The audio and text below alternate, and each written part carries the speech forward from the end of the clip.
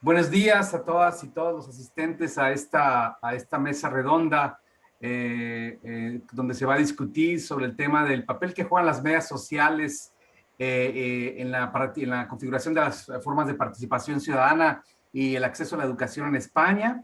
Eh, en esta mesa vamos a tener tres presentadores en grupo, tres presentaciones colectivas. La primera la va a llevar a cabo César Bernal Bravo y Rocío González Andrío Jiménez de la Universidad de Rey Juan Carlos en España. Y después de César y Rocío van a presentar Irene Magdalena Palomero, Hilardia y Emilio José Delgado Algarra de España, de la Universidad del Huelva, España. Y al final vamos a tener la presentación de Sandra Cuervo Itzarro Sandra Cuervo e Itzarro Etzague de España, de Fisher de Tecnología Educativa en España. Parece que es muy importante escuchar, en este simposio hemos estado discutiendo bastante el papel que juegan las redes sociales en la, digamos, la expansión de las posibilidades del ejercicio de la ciudadanía y del acceso a la educación, tanto formal como informal. Y también el papel que juegan las redes sociales, ya hablamos de esto muy ampliamente, en la creación de, digamos, también la expansión de posibilidades, pero también la restricción de las posibilidades de esto, ¿no? De la ciudadanía global. Entonces, bueno, este es un tema que sin duda es muy importante, muy central para la discusión general, uno de los objetivos generales de este simposio internacional sobre educación, ciudadanía global y democracia. Entonces, bueno, les doy la bienvenida a todas y a todos y les voy a pedir que nos limitemos a 10 minutos cada quien, entiendo yo, cada presentador. Y después de esto vamos al público le vamos a pedir que mande sus preguntas por chat. Vamos a recuperar sus preguntas y las vamos a formular a las y los presentadores. Entonces, sin más, bueno, les vamos a dar la bienvenida y el agradecimiento a César Bernal Bravo y Rocío González Andrío de la Universidad de Rey Juan Carlos de Madrid, que nos van a hablar sobre este tema de las medias sociales y la participación ciudadana en relación con la educación en España.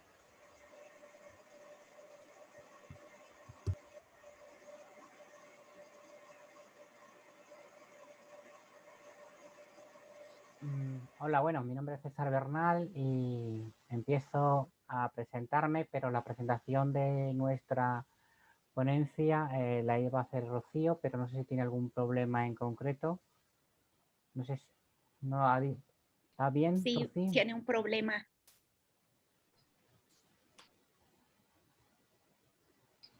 César, ¿puedes comenzar tú? Tiene un problema, Rocío. Sí, a ver. Bueno, vamos a ver, nuestro trabajo presentado es un marco conceptual sobre el concepto de ciudadanía digital. Planteamos básicamente, primero, un modelo teórico, un modelo más liberal del concepto de ciudadanía digital frente a un modelo más de democracia deliberativa, en primer lugar. Enfrentamos esos dos modelos para luego construir en una revisión teórica del concepto diferentes matices del concepto de ciudadanía digital.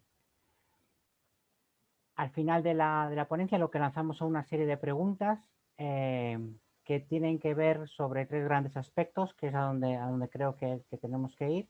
Por un lado, la definición de los espacios ahora mismo en los entornos virtuales, porque inicialmente se supone que la ciudadanía estaría vinculada a los territorios y en los entornos digitales los territorios parece ser que no existen, pero desde nuestro análisis esto no es totalmente cierto porque los diferentes espacios en los que interactuamos en Internet tienen sus propias normas de funcionamiento, por un lado, pero voy más allá, es decir, que tienen las normas que los propios usuarios se dan a sí mismos y que construyen. Y estamos trabajando mucho en esa línea, es decir, de un enfoque más de la sociología del interaccionismo simbólico, porque nos da mucho una perspectiva bastante interesante de cuál es cómo los propios usuarios, independientemente de sus características, sus peculiaridades contextuales, culturales,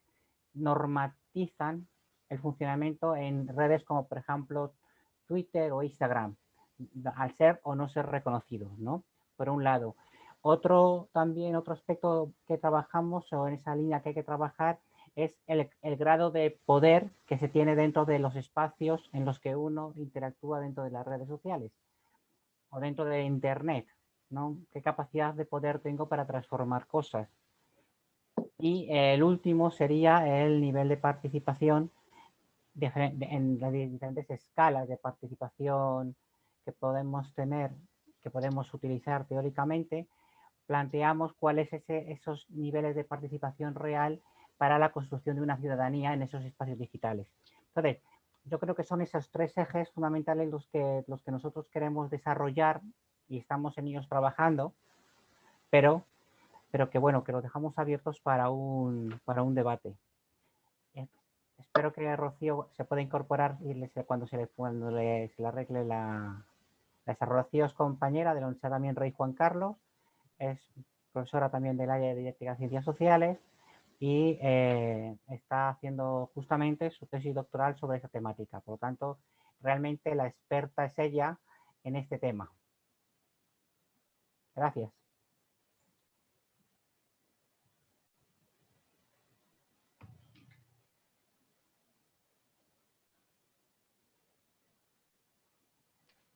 Sí, estaba Rocío, pero creo que Sí. acá, ahí está. ¿Sí me oís? Muy bien. Bueno, pues bueno, si queréis, comienzo con un poco, bueno, lo primero, dar las gracias por las presentaciones y por supuesto a la Cátedra UNESCO por la oportunidad de participar en el Congreso, en el simposio de Ciudadanía Global y Educación Transformadora, Democracia. Y en este breve espacio de tiempo vamos a resumir la ponencia que pueden ver completa en el canal de YouTube del simposio, y también a través de Facebook, y también lo pueden ver a través de la página web de la Cátedra UNESCO. El título de la presentación que tenemos, y que voy a intentar resumir para que sea lo más amena posible, porque claro, es un marco teórico que es como la base para las otras dos ponencias y entender un poquito lo que es la ciudadanía digital a través de una serie de autores desde el punto de vista cronológico. Empezamos en el 2007 y terminamos en el 2020 con un artículo que escribimos César Bernal Bravo, Irene Palomero y yo sobre ciudadanía digital. Y bueno, me parece que es un tema que puede interesar a todos en el sentido de que es muy actual, porque es la participación de los jóvenes y no tan jóvenes a través de las redes sociales lo que realmente hacen, y cómo ha influido en la pandemia con el tema de los fake news y los bulos en la solución de los problemas. Bueno, pues hemos visto que han afectado absolutamente a todo. Bueno, es un tema que me parece que da para debatir, es muy actual, y voy a intentar resumir lo máximo posible, bueno, en 5 ideas, el vídeo que pueden ver en la página web, ¿de acuerdo?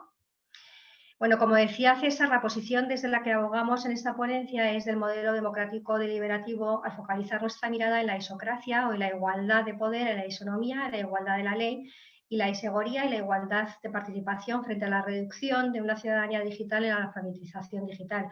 Es verdad que somos conscientes de que este concepto nos obliga a repensar también otros temas importantes que ya se han tratado en este simposio de un modo magnífico, como es la brecha digital, las desigualdades sociales, las necesidades de una educación cívico-digital diferente, que nos transformen en verdaderos ciudadanos digitales para poder transformar el mundo. Claramente no es posible abarcar todos estos temas en 15 minutos, pero nos vamos a centrar por eso en este concepto que hemos dicho de ciudadanía digital.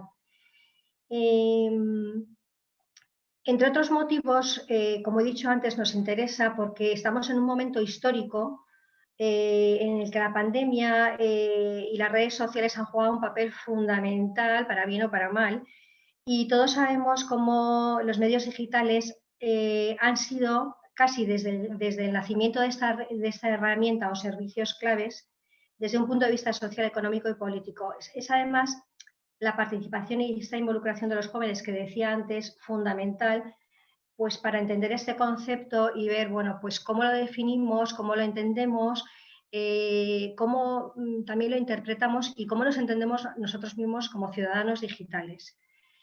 El contexto de la pandemia, como he dicho, y la crisis de salud pública que estamos viviendo, se multiplican estos interrogantes del uso de Internet y las redes sociales, pero sobre todo se está cuestionando el comportamiento de los internautas y en concreto muchas veces de los jóvenes, ¿no?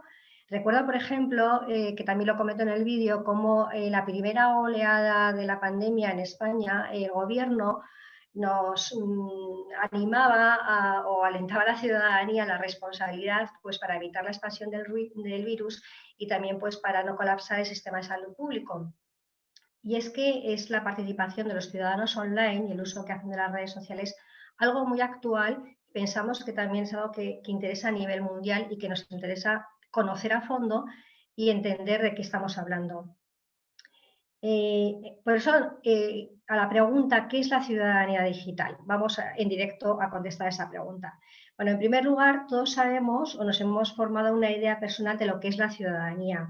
Algunos podemos entenderla principalmente en relación con la democracia, es decir, si las personas no cultivamos un pensamiento democrático que se oriente hacia una actuación ética ciudadana, impulsada por un compromiso personal en la búsqueda del bien común, el concepto de ciudadanía podría vaciarse de sentido y este mismo argumento se podría aplicar al de la ciudadanía digital.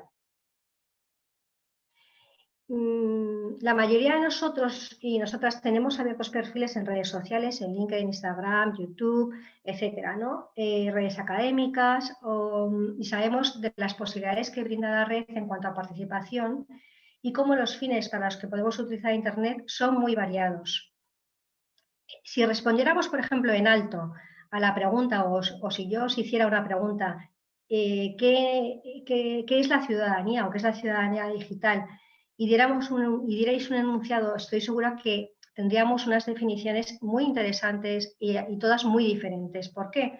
Bueno, pues porque el concepto de ciudadanía y el concepto de ciudadanía digital y la historia en cada uno de los países es muy diferente. Por tanto, podemos decir que este concepto es un concepto que todavía está en construcción, o sea, está evolucionando. ¿Qué quiere decir esto? Pues que en pleno siglo XXI conviven múltiples enfoques de la noción de ciudadanía, de tal modo que hablamos en el siglo XXI de una ciudadanía intercultural, económica, una ciudadanía cosmopolita o, por ejemplo, una ciudadanía democrática que, de acuerdo con Nussbaum, supone aprender a vivir con y junto a otras personas y en las que una educación cívica apropiada debería fomentar esa capacidad de entendimiento entre las personas que pueden actuar desde visiones y con capacidades muy diferentes. En definitiva, decimos construcción de la ciudadanía porque lo que construimos es una ciudadanía que está bajo la influencia de lo social, de lo económico, de lo político, lo tecnológico, de un momento histórico concreto. Por ejemplo, el que estamos viviendo ahora mismo. Una ciudadanía que es transformada, pero que también transforma con su quehacer y participación como ciudadanos de a pie. Por eso, este concepto no es algo estático, inamovible, sino que podemos añadir hoy al concepto de la ciudadanía el adjetivo de lo digital. En el vídeo que comentábamos se presenta una revisión teórica completa, como he dicho antes, cronológica desde el 2007 al 2020. Aquí simplemente voy a dar 5 pinceladas porque no da tiempo a más, sobre todo para abrir un debate y que las personas pues puedan participar y opinar y sobre todo aportar ideas, que es de lo que se trata, reflexionar juntos sobre el concepto de ciudadanía. Pero sí que es interesante saber que en 1997 Robert Gellman redacta una propuesta de declaración de los derechos humanos en el ciberespacio basada en el principio de la Declaración Universal de los Derechos Humanos de 1948. Y el objetivo de esta declaración digital, aunque nos puede parecer ahora como un poco utópica o tal, es un ideal, dice que es el objetivo es, a ver si lo encuentro, sí, hacer del entorno virtual un espacio en el que se promueva lo más noble del pensamiento y de los ideales humanos, así como un nuevo tipo de concepto de ciudadanía que ayude a promover una ética solidaria. Entre otros puntos, esta declaración del ciberespacio de 1997 reconoce que todas las personas tienen derechos inalienables relativos a la libertad de expresión. Me parece que ya es un punto bastante interesante ya de comentar cómo ya en 1997 aparece esta idea, ¿no? Pero 3 años más tarde, en 1980, Wiener escribe un famoso artículo que se llama ¿Tienen política los artefactos? Y aquí dice cómo los partidarios de las redes de comunicación, pues dice, proclamaron que a los ciudadanos se les había entregado un maravilloso regalo, una herramienta que restauraría el poder del autogobierno a la gente corriente. Me parece que esta idea también se puede debatir, se puede comentar y en un debate abierto, bueno, pues porque ya en 1998 decir esto, bueno, pues me parece que da pie pues para comentarlo y para intercambiar ideas, ¿no? Damos un salto al 2007, pues como hemos dicho, las redes sociales, por ejemplo, en 2004 nace Facebook, YouTube en el 2005 y WhatsApp en el 2009. Es relativamente reciente, por decirlo, evolucionó rapidísimo, ¿no? Si lo comparamos con el teléfono, con la televisión o cualquier otro medio de comunicación. O sea, esto es una velocidad increíble y todavía nos queda mucho por ver, ¿no? Pero es a partir de 2007 cuando se empieza ya a hablar de ciudadanía digital en un concepto, en un ámbito académico, también periodístico, de comunicación, bueno, en muchos ámbitos, ¿no?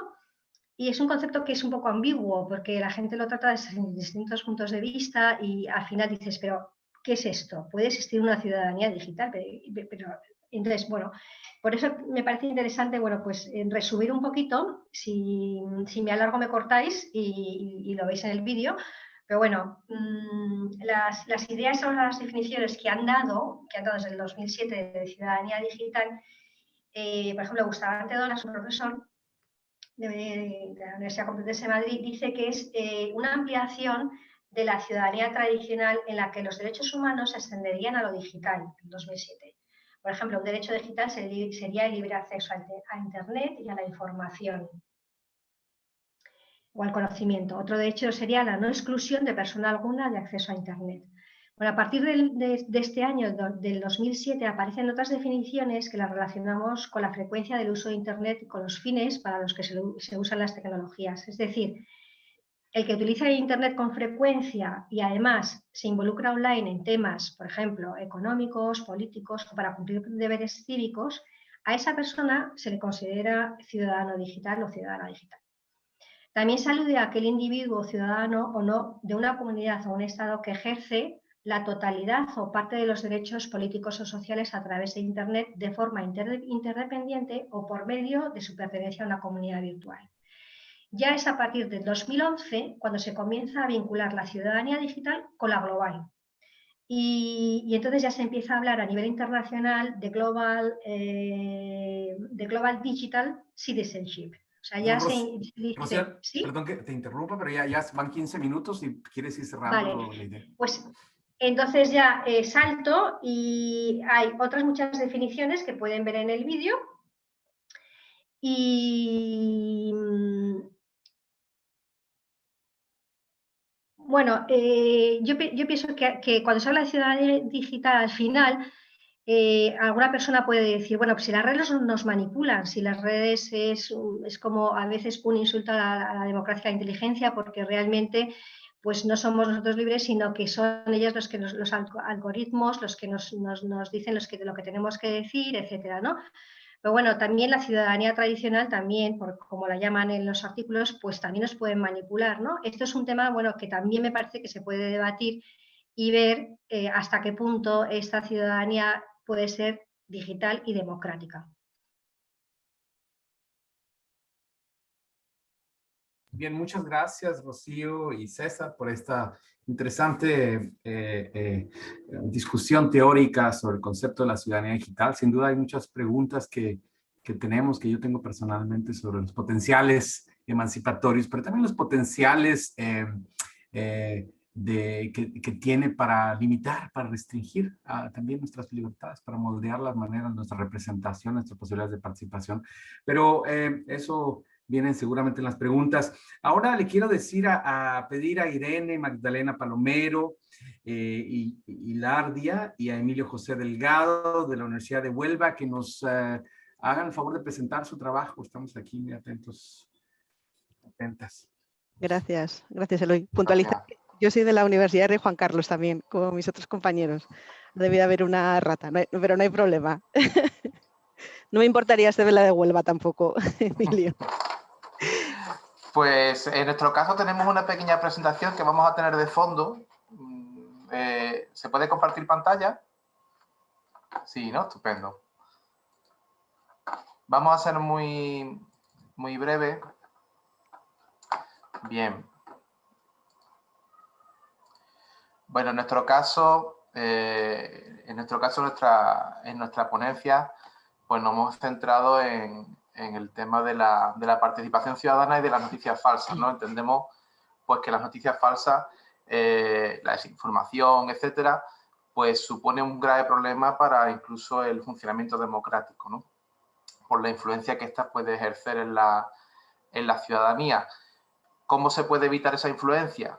Pues obviamente pues con educación, ¿no? Eso es lo que planteamos desde esta ponencia, con lo cual lo dividimos en 4 pequeños bloques, que sería comprender que no existe una única perspectiva de participación ciudadana, lo que para unos es un buen ejercicio de la ciudadanía, para otros no lo es. Distinguir fuentes primarias y secundarias tomando conciencia de la subjetividad implícita, tomar conciencia de la existencia de noticias falsas, desinformación y posverdad, además de acceder a algunas herramientas de verificación, y la importancia de, en el caso de la educación tanto formal como no formal, pero nos hemos centrado más en la formal, aprender a buscar, seleccionar, analizar, confrontar y difundir información. Algo que es útil tanto en educación formal como en la educación ciudadana en términos más amplios. Bien, lo primero que hemos hecho es conceptualizar lo que es ciudadanía. Hay múltiples perspectivas de ciudadanía, no nos vamos a parar en cada una de ellas. Tenemos el liberal, más centrado en los derechos, el republicano, en el que ya se incluyen cuestiones relacionadas con la participación, comunitarista, es decir, en función del papel de los derechos, de las responsabilidades asumidas o de la participación, el papel del individuo, el papel de la comunidad, el papel de lo internacional, el papel de la defensa de la naturaleza o de la protección de lo natural, o el papel de entender, por ejemplo, el conflicto como un valor, como una posibilidad para poder contrastar y poder debatir. Pues son cuestiones que, bueno, que recoge todo este espectro. Hemos elegido estos 6 por ser muy representativos, pero hay más posibilidades, ¿no? En líneas generales, bueno, pues se plantea que la ciudadanía es un estatus legal que integra el conocimiento. No nos vamos a parar mucho porque de hecho esto está más desarrollado en la presentación, pero básicamente es un estatus legal que integra el conocimiento y ejercicio de unos derechos y la asunción de unas obligaciones. Creo que esta es la parte más fundamental, y si nos vamos al final, que indica que en definitiva el respeto a los derechos humanos debe ser algo exigible en cualquier estado democrático. Hemos hablado de ciudadanía y ahora participación. En participación, pues en función de si el ciudadano participa,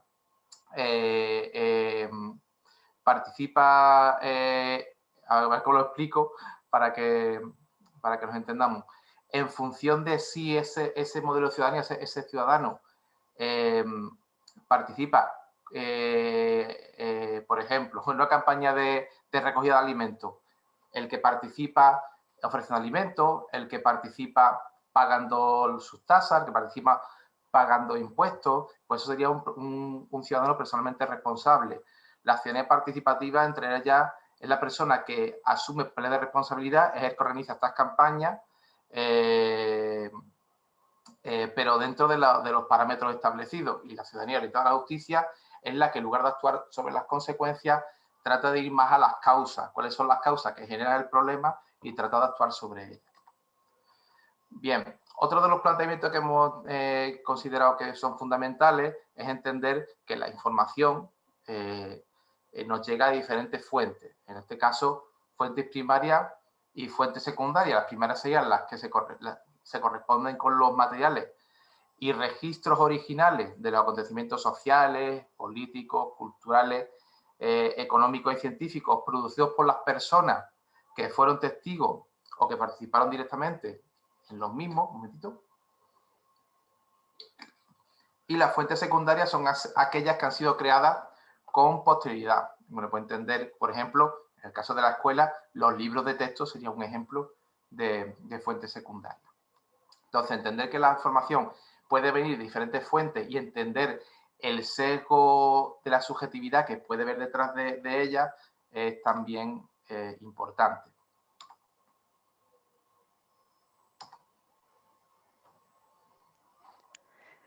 Vale, pues en el vídeo que nosotros hemos hecho, que está subido a la página web, imagino que se visualizará en YouTube, hay algo más de información sobre la definición de lo que se entiende por fake news y desinformación.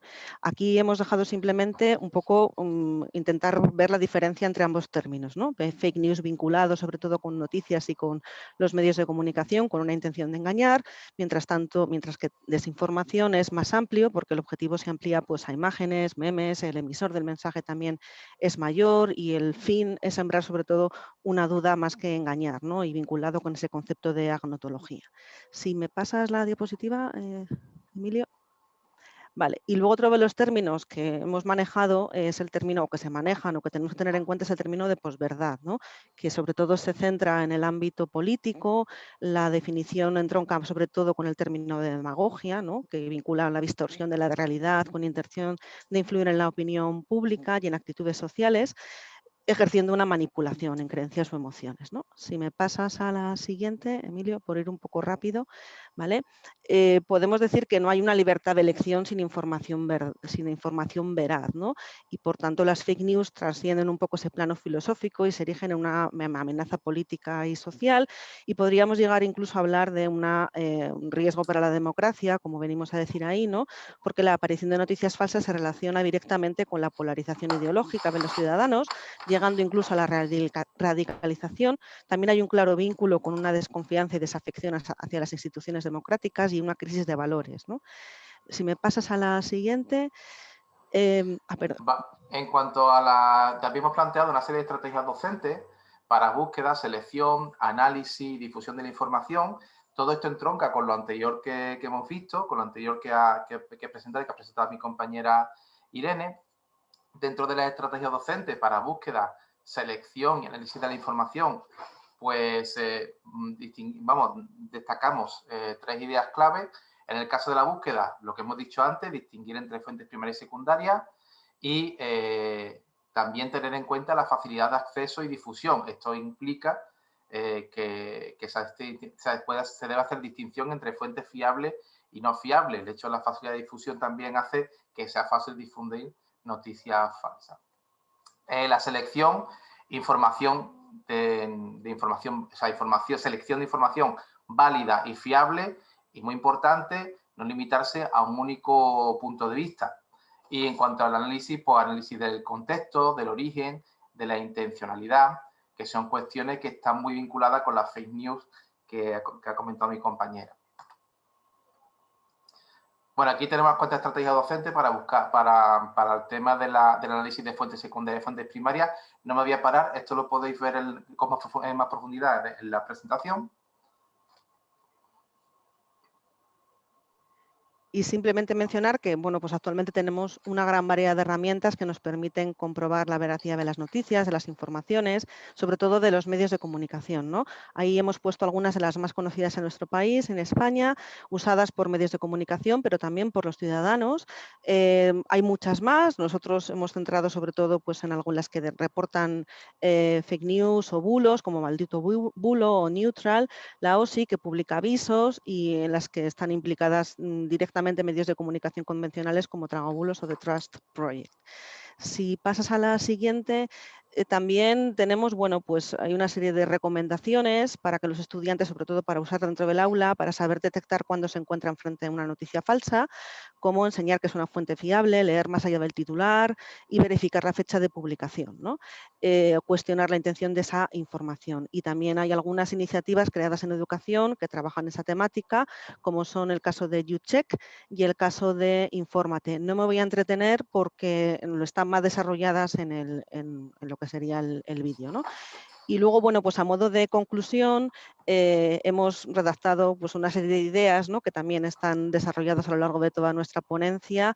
No sé si tenemos tiempo para mencionarlas o lo dejamos ahí para que la gente lo lea. No sé cómo vamos de tiempo. Tenemos un minuto, Irene, si gustas, pues. Vale, pues nada, simplemente pues leerlo un poco, ¿no? Las ideas que consideramos como ejes, pues bueno, la ciudadanía implica el ejercicio de derechos y de obligaciones que se materializan a través de la participación activa y crítica, que implican el manejo de información fiable y veraz, que la información puede provenir de diferentes tipos de fuentes, como bien ha dicho Emilio, tanto primarias como secundarias, que esa participación en sociedad implica que tenemos que saber buscar, seleccionar, analizar, confrontar y difundir de una manera segura esa información, que en esa labor los medios de comunicación juegan un papel fundamental, ¿no?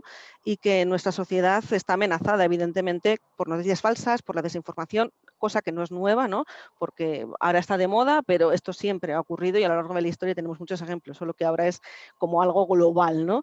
Y supone también una amenaza para las democracias. Por tanto, conocer herramientas disponibles para detectar esas noticias es fundamental, y lo que hemos intentado es pues, aportar esas estrategias para buscar, seleccionar, analizar, confrontar y difundir la información. Y creo que con esto estaría todo. Con esto hemos terminado. Muchas gracias, Irene, muchas gracias, Emilio, por esta reflexión interesante, relevante sobre el papel que juegan o que están jugando las fake news en la producción de formas de deslegitimación de la verdad, ¿no? Es un cuestionamiento contra los valores de la modernidad, contra los valores del iluminismo, la razón de la educación. ¿Qué podemos hacer las y los docentes en ese contexto para prevenir o para combatir esta nueva forma de violencia contra el saber, contra el conocimiento, ¿no? Y en favor de la democracia? Muy interesante, gracias.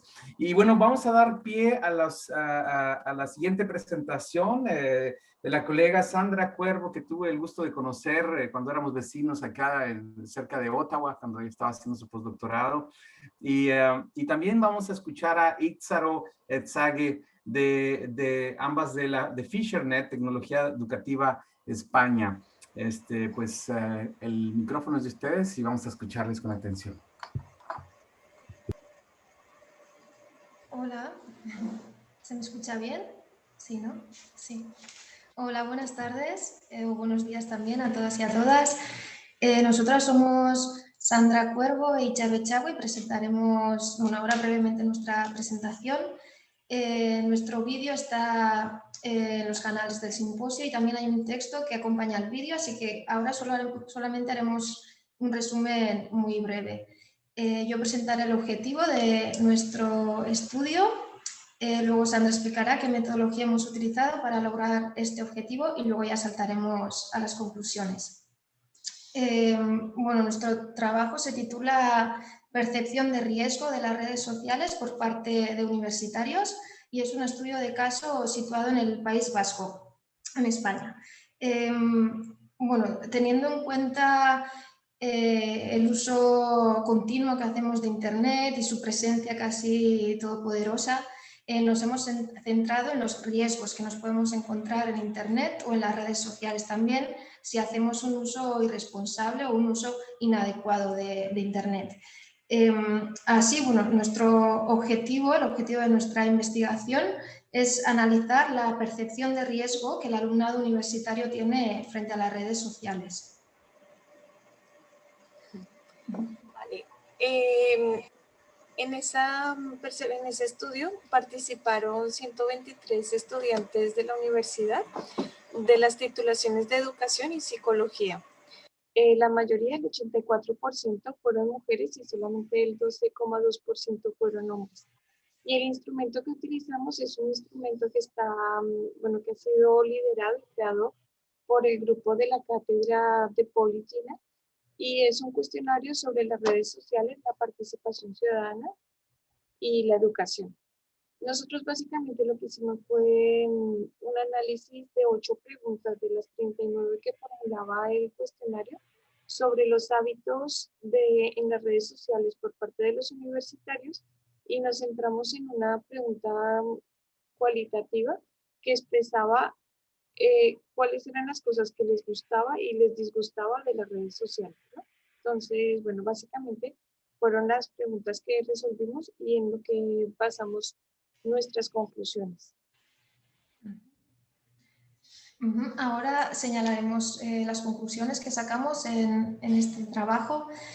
La primera conclusión es que bueno, los universitarios son asiduos consumidores de las redes sociales, lo que coincide con varios estudios que se han hecho sobre juventud y sobre hábitos de uso de Internet. La segunda conclusión es que los universitarios están expuestos a riesgos en las redes sociales de manera similar a los adolescentes. La tercera conclusión que sacamos es que los riesgos que perciben en las redes sociales se relacionan con el ámbito personal, con la esfera personal, y esto nos lleva a la cuarta conclusión que nos dice que los riesgos que más perciben son la pérdida de la privacidad y datos personales. Y esto lo podemos relacionar con el miedo al cibercontrol que se puede llevar a cabo mediante las redes sociales. Sandra. Entonces, bueno, a su vez, esas conclusiones podrían, yo creo que podrían ser también el enlace con las dos anteriores exposiciones. Es que los universitarios, pues parece que experimentan algo que ha llamado Barnes la paradoja de la privacidad, y es tener miedo a perder la privacidad o los datos personales, pero sin embargo, pues publicar bastante de esa información personal en las redes, ¿no? Entonces, un poco dar pie para que ello pase. Asimismo, pues bueno, que los universitarios entran en la contradicción de darse cuenta que existen muchos elementos que les pueden llevar a la adicción y a la permanencia en las redes sociales, ¿no? De manera negativa, por ejemplo, para la esfera social o para la esfera profesional o académica. Sin embargo, pues pasan más de 20 horas en las redes sociales y bueno, y caen en todos los elementos que les enganchan a las redes sociales, ¿no?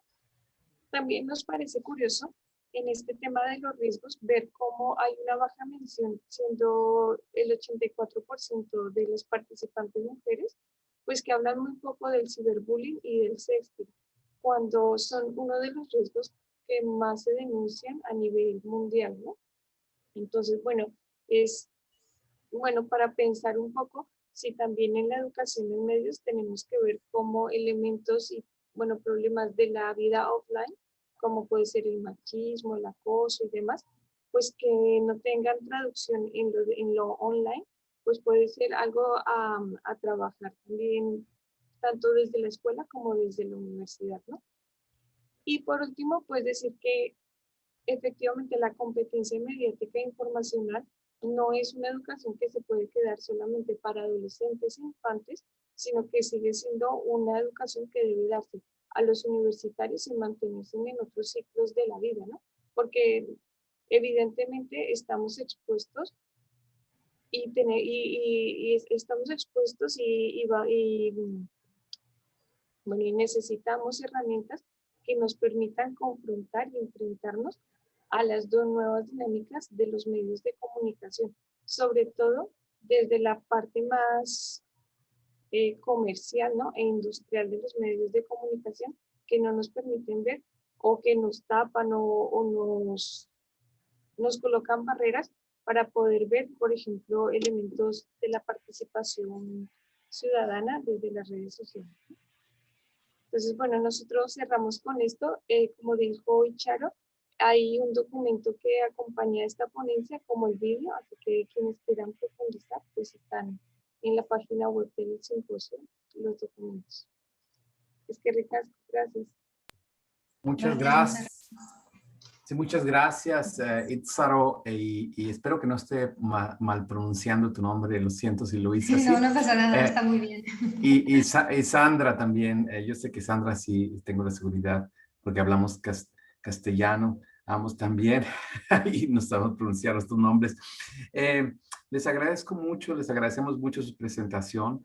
Creo que son muy interesantes reflexiones sobre las contradicciones que están emergiendo con el uso de las tecnologías digitales, ¿no? Con el uso del Internet, las contradicciones en las que estamos inmersos este deseo por conservar la privacidad. Hay una tendencia en la modernidad, según Philippe Ariès, que escribió probablemente el libro más influyente sobre la vida privada. En la modernidad, desde 1789, de la Revolución Francesa, empezó a construir una transformación histórica que implicó la privatización del mundo público, ¿no? Entonces se configuró toda esta idea de yo tengo una cosa, una familia, una cosa que no tengo que compartir necesariamente, etcétera.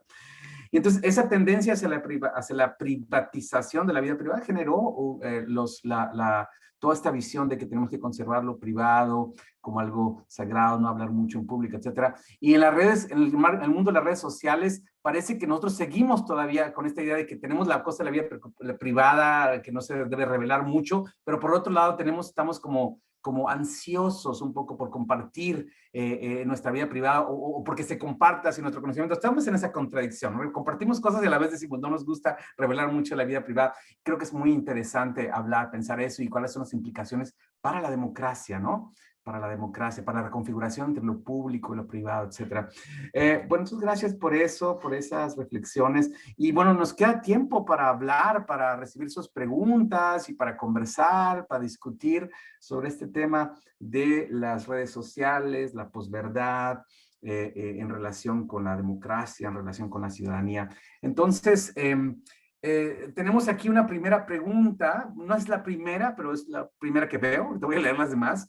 De Yvette Doisi, que es sobre el activismo online, ¿no? Los jóvenes chilenos hicieron la revolución por las redes y hoy vamos a escribir una nueva constitución paritaria, inclusiva y plurinacional. Entonces ella pregunta, en función a la experiencia chilena, del papel que han jugado ya las redes sociales para la configuración de nuestros procesos democráticos en Chile, dice ella, ¿existe el activismo? ¿Ustedes consideran que existe el activismo online? ¿Y cuáles son las implicaciones que tiene esta forma de activismo actual? Quien quiera puede solamente levantar su voz. Tenemos...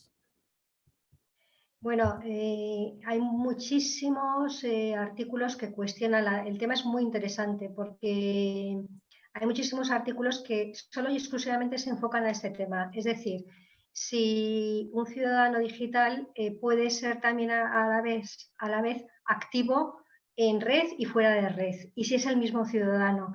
Es un tema complicado porque se piensa que muchas veces la gente que está online luego no se compromete fuera de red.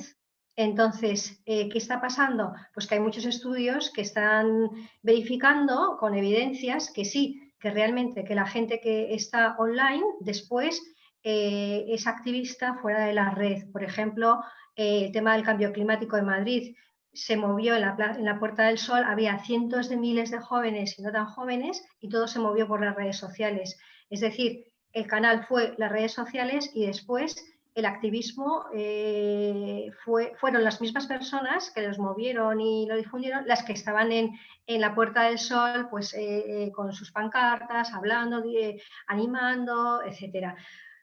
Es muy interesante el tema, pero yo creo que habrá de todo, lógicamente, y muchas personas que sí simplemente se conforman con dar a un like o un clic, y otras personas que van más allá y que van a un activismo fuera de red también.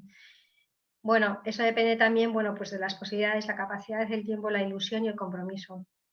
Bueno, este es mi punto, esto es lo que yo he leído. Muchas gracias. Muchas gracias, Rocío. Tengo acá otra, si no, José Félix tiene algo que decir también. Sí, muy breve. Es que a mí un tema, alrededor de todo lo que han dicho excelentemente los tres grupos, ¿no? Que a mí me preocupa mucho. Voy a contarlo a partir de una anécdota que nos contó aquí en Chile Berliner, que es un psicólogo de educación muy preocupado por las consecuencias nefastas de las pruebas estandarizadas y muy crítico por todo eso lo que está ocurriendo en Estados Unidos. Él decía que un día se encontró con un político norteamericano y le dijo: Berliner, mire usted, los datos son discutibles, pero las convicciones no. Quiere decir con esto que es un poco lo que está pasando ahora, que en España se muestran datos y tal, pero eso no cambia la mente de la gente. Yo creo que lo que necesitamos es mostrar discursos diferentes frente a los problemas que hay, pero no discursos falsos o fake news, sino discursos que tengan algún sentido, que estén algún sustentado por los datos, pero los datos solos no cambian nada. Hay que cambiar los discursos, hay que cambiar los conceptos, las formas de hablar. Y eso es una lucha permanente por los medios y fuera de los medios, ¿no? Yo creo que el aviso entronca con una pregunta que hacía Yvette Doisi dice, bueno, decía que la historia ha acabado. No, yo creo que la historia no ha acabado. Es decir, la estamos haciendo. Es lo que quieren hacernos creer, que la historia no ha acabado, ¿no? El tema es cómo lo hacemos. Como decía Hegel, parafraseando a Hegel, que nos recordó otro día un filósofo, o como tragedia o como farsa, ¿no? Es decir, cómo queremos hacer la historia, ¿no? Pero plantea, dice, no, no podemos conocer la verdad. Bueno, la verdad absoluta no, y eso está más que claro. El tema es que tenemos que preguntarnos qué verdad, para quién es esa verdad. Y eso tiene que ver mucho con las epistemologías del sur. Y luego aquello que enunciamos, aquello que decimos sobre el mundo, qué verosimilitud tiene, en qué se apoya, cómo podemos racionalmente mostrar que eso no es una falsedad, ¿no? Pero hay que mostrarlo. Entonces entronca con lo del discurso, nada más que estas dos pequeñas aportaciones. O sea, hay esperanza, ¿eh? Hola.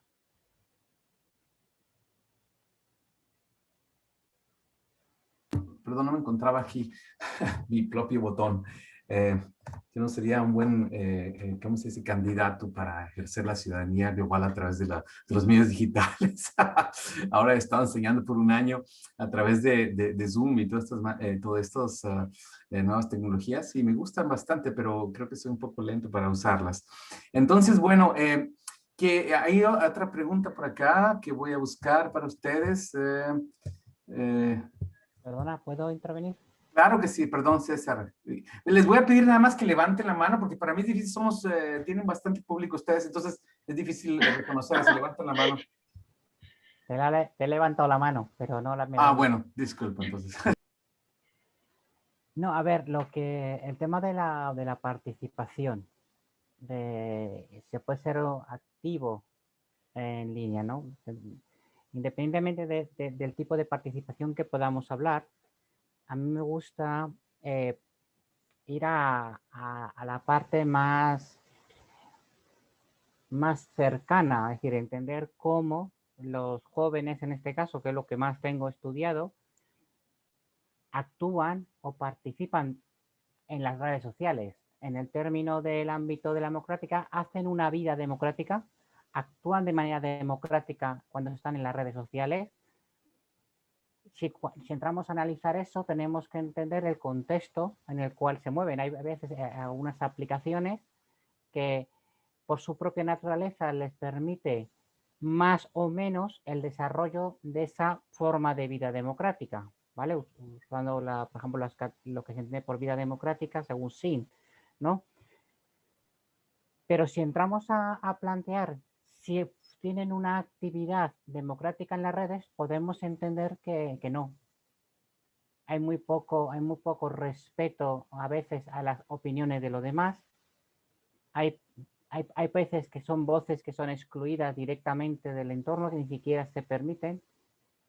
Hay participación de pensar o recoger o aportar voces que se están escuchando y continuar un debate.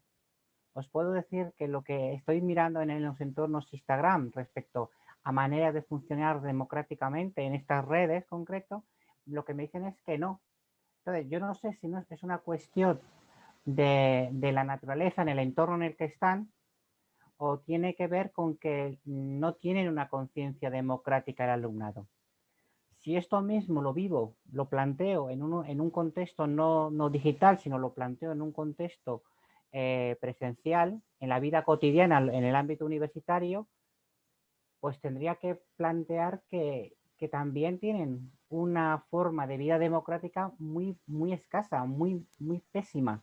César, nomás tenemos poquito tiempo para más personas, nomás vale, para nada más ser que breve. Ya, gracias.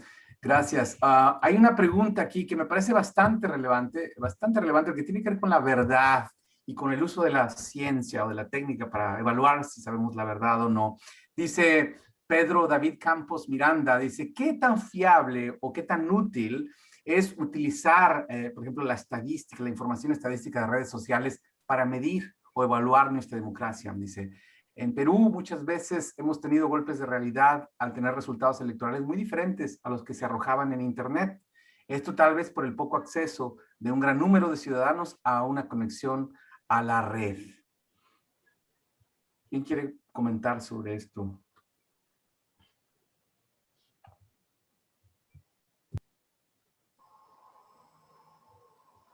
estamos asumiendo también que todo el mundo utiliza las redes sociales y no es así. Hay una gran parte de la población que no las utiliza, con lo cual lo que ocurre en redes sociales no les influye en demasía. Además, también muchas veces lo que vemos en redes sociales son discusiones, pero discusiones polarizadas, porque atacan a las personas y no rebaten las ideas. Y eso es un problema, que al final ese tipo de discurso solo sirve para reforzar el discurso de aquellos que piensan igual, pero no sirve para convencer a quien piensa diferente. Entonces, ahí conecto con lo que dice César, ¿no? Que yo creo que hay un problema, no sé en el caso de Chile, yo puedo ser en el caso de España, que creo que hay un problema en este sentido de calidad democrática, por lo menos a nivel cívico en algunos casos, ¿no? Sobre todo en redes sociales se ve mucho, en redes sociales como por ejemplo Twitter, se ve en demasiadas ocasiones, no pocas ocasiones se ve que el debate se suele dirigir a atacar a la persona o poner una etiqueta más que rebatir una idea o dar un argumento. Sí, puedo... Irene, claro. Sí, es que simplemente brevemente, porque además me tengo que desconectar ya, que tengo ahora un examen y tengo a los alumnos esperando en la puerta, disculpadme. Al hilo de lo que decía Emilio, yo sí que sé que hay estudios que además hablan de que, por ejemplo, movimientos políticos, cuando uno ve en redes sociales los seguidores que tiene, son feligreses, ¿no? Es decir, son gente que cree ciegamente en eso. Entonces, al final, el mensaje que lanzan medios políticos, gobiernos, me da lo mismo, es seguido por quienes ya están convencidos. Es como cuando en las elecciones, al menos en España, uno hace mítines políticos. Al final, quienes van son pues, los seguidores, ¿no? Entonces, al final, es una herramienta para dar a conocer al mundo o para hacer público pensamientos, ideologías, todo. Pero luego, ¿quién recibe ese mensaje? Si lo reciben los mismos, a los que ya están convencidos o los que ya tenemos convencidos, realmente las redes sociales no son un baremo para poder medir, ¿no? En cuanto a las estadísticas, bueno, yo creo que no puedo decir mucho, pero sí que sé que en nuestro país, por ejemplo, tenemos un problema, ¿no? A nivel oficial, las estadísticas que hacen desde el gobierno a veces son un poco, se habla de la cocina, ¿no? Del señor, en este caso, del señor Tezanos, ¿no? Pero quiero decir que al final la realidad de las redes sociales yo no creo que sea la realidad que vivimos cuando salimos a la calle, ¿no? Y sobre todo por una cosa que también se dice, y es que hay mucha gente que no tiene acceso, que no maneja. Hay un sector de la población muy grande que habitualmente no se mueve en esos ámbitos. Es decir, tenemos que, en España podríamos hablar de que gente por encima de los 40, 45, 50 años no está acostumbrada y las redes sociales cada vez son más. Yo como usuaria no estoy al día de todas las redes sociales ni las uso por diferentes motivos. Entonces, cada edad tiene una red social, pero edades adultas o a partir de una determinada edad, yo creo que ese mensaje en redes sociales no va a llegar tanto como por otros medios más tradicionales. Simplemente eso, despedirme y que vaya muy bien. Enhorabuena por todo. Gracias, Irene. Tengas buen día, buen examen tus alumnos. Tú eres buena maestra, entonces van a ser felices. Bien, tenemos nada más 5 minutos. Una cosa que yo quería decir, porque yo soy metiche, además me gusta mucho platicar. Hay una idea de Theodor Adorno que me gusta mucho, ¿no? Uno de los fundadores de la Escuela de Frankfurt. Y en relación al debate sobre la verdad o no verdad, sobre todo que es relevante ahorita en el contexto de la posverdad y todas estas cosas, que está usando la derecha, de hecho, para undermine science y todo eso. Él decía, to allow suffering to speak is the condition of all truth. Decía él, tú sabes que estás cercano a la verdad, nunca estamos plenamente conscientes, porque también la verdad está sujeta a consensos comunicativos, dice él, pero sabemos o podemos decir que normativamente estamos cerca de la verdad cuando el conocimiento que producimos, cuando la información que producimos, que está disminuyendo el sufrimiento humano, ¿no? Entonces, ¿por qué dice él? Porque el proyecto de la modernidad, el proyecto del saber en la modernidad es un proyecto de emancipación. No se nos debe olvidar eso. Las primeras preguntas que nos hacemos sobre si esto causa estas otras cosas, tiene que ver con entender el fuego, la función que tiene el fuego para mejorar la condición humana, la función que juegan todas las tecnologías que hacemos, deberían de jugar un papel para mejorar la condición humana. Dice, nos podremos imaginar que estamos acercando a la verdad en la medida que nos acercamos a un entendimiento de las causas que generan el sufrimiento o la desmejora en las condiciones sociales. Me parece que es importante tomarlo eso como referencia para ahora que debatimos qué es la verdad y todo esto. Nada más quería decir eso y decirles que que tenemos solamente 5 minutos. En realidad, si alguien quiere intervenir brevemente, 2 personas, pues está ahí el piso para ustedes.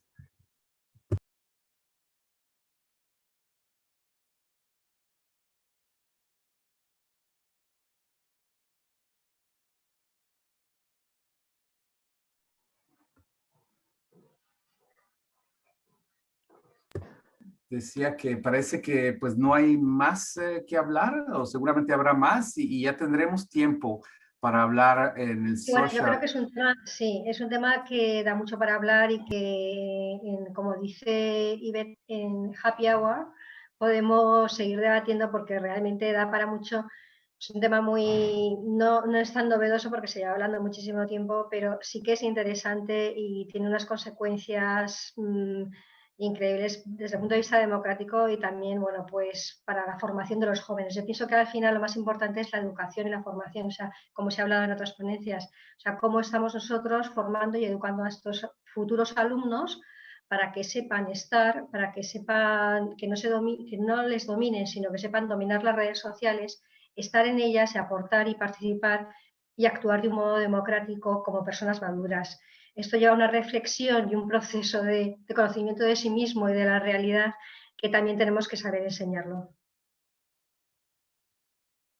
Pues parece que con esas palabras sabias de Rocío, cerramos la puerta, no la puerta, perdón, cerramos la conversación o la dejamos, digamos, en pausa para llevarla tal vez al happy hour. Y les agradecemos mucho su presencia, su participación, el tiempo que nos han donado, la experiencia también que nos han donado y pues cambio y fuera, como dicen en México. Pero